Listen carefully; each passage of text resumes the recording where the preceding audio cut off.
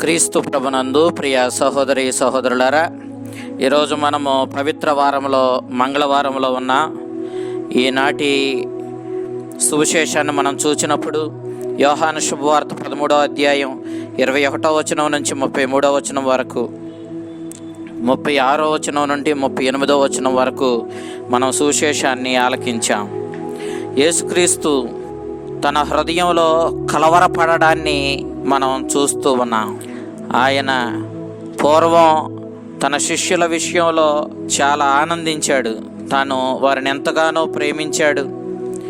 13వ అధ్యాయం 1వ వచనం, 15వ అధ్యాయం 13వ వచనం, ఆయన తన వారిని ఎంతగా ప్రేమించాడో, వారి విషయంలో ఎంత తృప్తిగా ఆనందంగా ఉన్నాడో మనకి వెల్లడి చేస్తున్నప్పటికీ, ఈనాటి పఠనం మాత్రం తనను అప్పగించనున్నటువంటి యోధ ఇస్కరియోతు విషయంలో యేసుక్రీస్తు ఎంత ఆందోళన చెందాడో మనకు తెలియచేస్తూ ఉంది. మీలో ఒకడు నన్ను అప్పగింపనున్నాడని ప్రభు నిశ్చయంగా చెప్పాడు. ఎంతగా యేసుక్రీస్తు విషయంలో తన శిష్యుడు యోధ ఇస్కరియోతు ద్వేషాన్ని పెంచుకుంటున్నాడో, అంతే రీతిలో యేసుక్రీస్తు అతనిపై ప్రేమను ప్రదర్శిస్తూ ఉన్నాడు. అంతగా అతనిపై తన ప్రేమను వెల్లడి చేస్తూ ఉన్నాడు. యేసుక్రీస్తు యోధ ఇస్కరియోతు విషయంలో చూపించినటువంటి ప్రేమ ఈనాడు అతనిలో ద్వేషంగా పరిణమించింది. సాతాను అతనిని ఆవరించగా ఎంతగా యేసుక్రీస్తు ప్రేమను చూపిస్తున్నాడో, అంతగా సాతాను ప్రభావంతో యోధ ఇస్కరియోతు క్రీస్తుపై అంతటి విద్వేషాన్ని పెంపొందించుకున్నాడు. కానీ యేసుక్రీస్తునకు చివరిగా గెలిచేది ప్రేమేనని తెలుసు. తాను మరణించిన తన మరణంతో కూడా ప్రేమను గెలిపించగలడని అతని గట్టి నమ్మకం.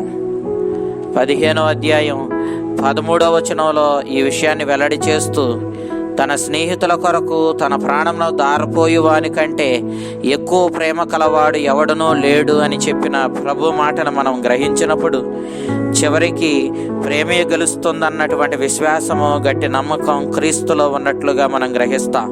అందుకే యేసుక్రీస్తు యోధ ఇస్కరియోతును నీవు చేయునది వెంటనే కానిమ్ము అని అతనితో పలికాడు.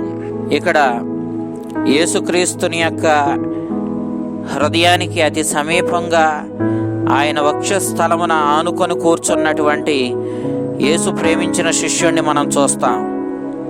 ఒక ప్రక్క యేసుక్రీస్తుతో ఎంతో అన్యోన్యమైనటువంటి స్నేహభావం, ప్రేమభావం కలిగినటువంటి యేసు ప్రేమించిన శిష్యుణ్ణి, ఇంకొక ప్రక్క యేసుక్రీస్తుని అంతే రీతిలో ద్వేషించి యేసుక్రీస్తుని విడనాడి అతని నుండి దూరంగా పోవడానికి, అతన్ని అప్పగించడానికి చూస్తున్నటువంటి యోధ ఇస్కరియోతును ఇంకో ప్రక్క చూస్తూ ఉన్నాము.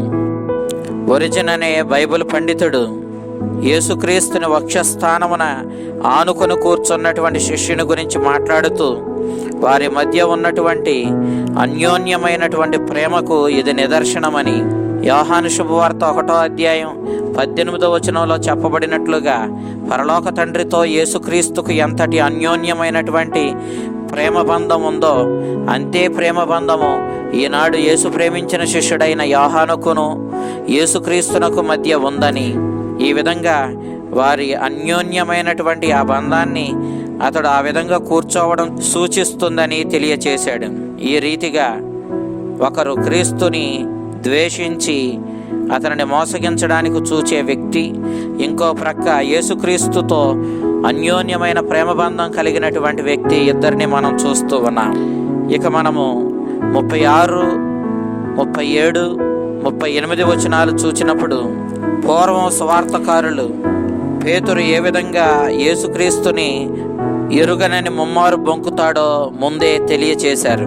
మత్తయి శుభవార్త 26వ అధ్యాయం 33వ వచనం నుంచి 35వ వచనం వరకు, మార్కు శుభవార్త 14వ అధ్యాయం 29వ వచనం నుంచి 31వ వచనం వరకు, లూకా శుభవార్త 22వ అధ్యాయం 31వ వచనంలో పేతురు యేసు ప్రభువుని ఎరుగనని ముమ్మారు బొంకుతాడని యేసుక్రీస్తే ముందే అతనిని హెచ్చరించినట్లుగా చెప్పారు. కానీ పేతురు యోధ ఇస్కరియోతు వలె క్రీస్తు ప్రభు చెప్పినటువంటి ఈ హెచ్చరికను చాలా తేలికగా తీసుకున్నాడు.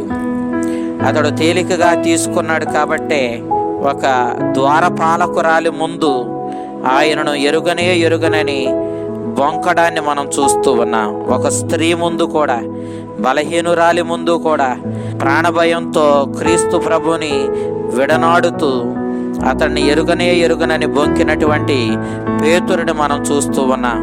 పూర్వం నేను నిన్ను ఎరుగనని ఏనాడు బొంకను, అవసరమైతే నా ప్రాణాలైనా ఇస్తాను కానీ నిన్ను ఎరుగనని చెప్పను అన్న ఈ పేతురు ఈనాడు ఒక బలహీనురాలైన ద్వారపాలకురాలి ముందు ఆ విధంగా క్రీస్తుని ఎరుగనని బొంకడం మనం చూస్తూ ఉన్నాం. ఇక్కడ పేతురికి యోధ ఇస్కరియోతుకు మధ్య ఉన్న వ్యత్యాసం ఏమిటంటే, పేతురు యేసుక్రీస్తుని ప్రేమించాడు, కానీ యోధ ఇస్కరియోతులో ఆ ప్రేమ లేదు. తరువాత కాలంలో పేతురు తాను యేసుక్రీస్తుని ఎంత ప్రేమించాడు అన్న దాని మీద కాదు నేను నిలబడాల్సింది. నేను ప్రేమించడం అంటే ఒకనాడు ప్రేమించగలను, ఇంకోసారి పరిస్థితులను బట్టి నేను భయంతో బలహీనతతో ఖచ్చితంగా ఆయనను తృణీకరిస్తాను. కానీ నేను నిలబడాల్సింది ఆయన నన్ను ఎంతగా ప్రేమిస్తున్నాడన్న ఆ ప్రేమ మీద. అంతటి ప్రేమతో నన్ను ప్రేమించే ఆ కారుణ్యమూర్తిని, అతని కారుణ్యాన్ని, ప్రేమను నేను విశ్వసించాలి. దాని మీదే నా నమ్మకం పెట్టుకోవాలి. నేను ఆయన ప్రేమించిన దాని మీద నమ్మకం పెట్టుకుంటే నేను తప్పకుండా పడిపోతాను అన్న విషయాన్ని పేతురు గ్రహించాడు. అందుకే ఆయన నన్ను అంతగా ప్రేమించాడన్న సత్యాన్ని తగ్గింపుతనముతో గ్రహించుకొని ఆయన ప్రేమ మీద విశ్వాసముతో తన మీద అతడు చూపిస్తున్న అదే ప్రేమను తన పొరుగువారి మీద కూడా చూపించాలన్న సత్యాన్ని పేతురు గ్రహించాడు. 21వ అధ్యాయం 15వ వచనం నుంచి 19వ వచనం వరకు మనం చూస్తూ ఉన్నాం. ఈ రీతిగా క్రీస్తుని అనుసరించే ప్రతి ఒక్కరూ తాము క్రీస్తుని ఎంత ప్రేమిస్తున్నామో అన్న దాని మీద గర్వపడకుండా, అంతకంటే ఎల్లలో లేని ప్రేమతో తనను ప్రేమిస్తున్న క్రీస్తుని ప్రేమను అర్థం చేసుకొని ఆ ప్రేమకు కృతజ్ఞులై ఆ ప్రేమను తమ జీవితంలో పొరుగువారి ఎడల చూపిస్తూ తమ జీవితాలను ధన్యం చేసుకోవలసిన వారిమై ఉన్నామని ఈనాడు యోహాను సువార్తకారుడు మనకి తెలియచేస్తూ ఉన్నాడు.